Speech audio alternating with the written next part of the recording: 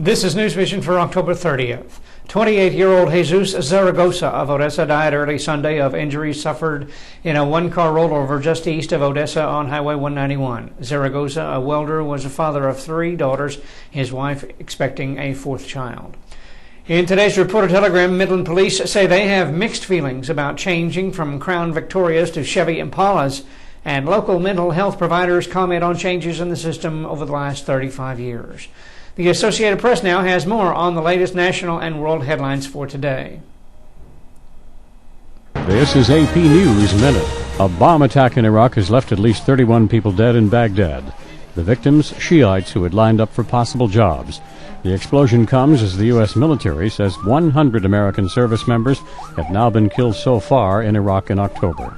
A deadly wildfire in Southern California now 85% contained. 4 firefighters have died battling the blaze. Another is in critical condition. 34 homes also destroyed in the arson blaze. Just over a week to go until the midterm elections, and President Bush will again be on the campaign trail today. The president will attend Republican rallies in Georgia and Texas. Georgia is one state where Republicans hope to take House seats away from Democrats.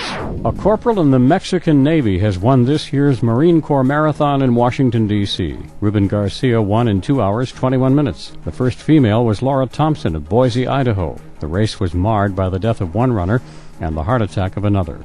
Brian Thomas, The Associated Press, with AP News. In our My West Texas section today, check out a story on websites that are devoted to Big Bend National Park, and read the latest reader poll results. Now, over the weekend, in part 1 of what will be a 4-part weekend poll, we ask you to tell us who has the best chips and salsa at local Mexican food restaurants. 33.8% of you said Jorge's was number 1, with Carambas in second at 22%.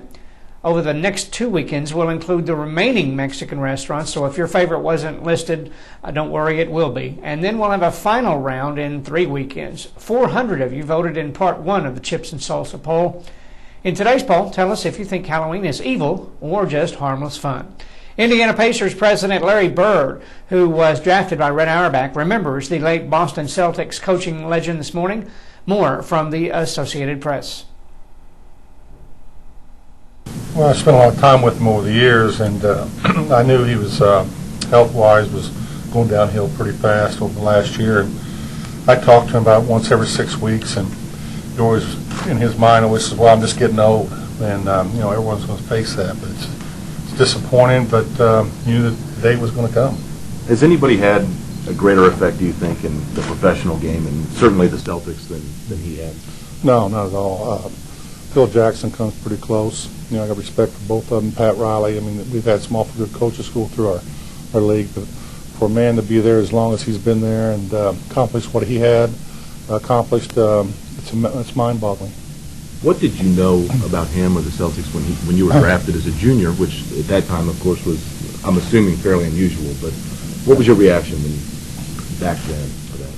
Well, at first I was a little disappointed because the Pacers had the number 1 pick that year, and I thought maybe I could stay close to home. But once I was drafted by Boston, you'd always think about Heinsohn and Cousy and Russell and all the guys, and the bar was set pretty high. So when you went in there, you knew right away that they expect you to do something for them. Larry, is there a particular quality that made him so successful as coach and president?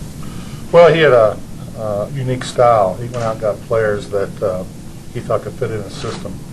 The one thing that always surprised me is how you get players off the other team and they could perform better for the Celtics than they did for the previous team. So he had a talent that I think no one's ever seen before, and he did year after year. When was the last time you talked with him? Last week, yeah. Last week? Yeah, he told me he had to do appearance for, I think, the Naval Academy, and but we talk about every 6 weeks. So, yeah. When you talked last week, was there any indication from him that, hey, I'm not doing well or anything like that? No, he never really gets into that. He'll just ask about your kids and your family, and it's probably a 2 or 3 minute conversation, but you just try to keep in touch. Yeah. Was there any one moment that personified your relationship with him? Yeah, when he cheated me in tennis. He always seemed to cheat me. We used to play all the time, racquetball and tennis, and he used to take them timeouts and come back, and he goes, okay, I'm up 40-30. And you argue a little bit and keep playing. Then when he got when he got ahead, he quit and just walk off the court and go on to something else. You like to win, though, right? He liked to win, but he liked to cheat too. That's News Vision for this Monday. I'm Jimmy Patterson.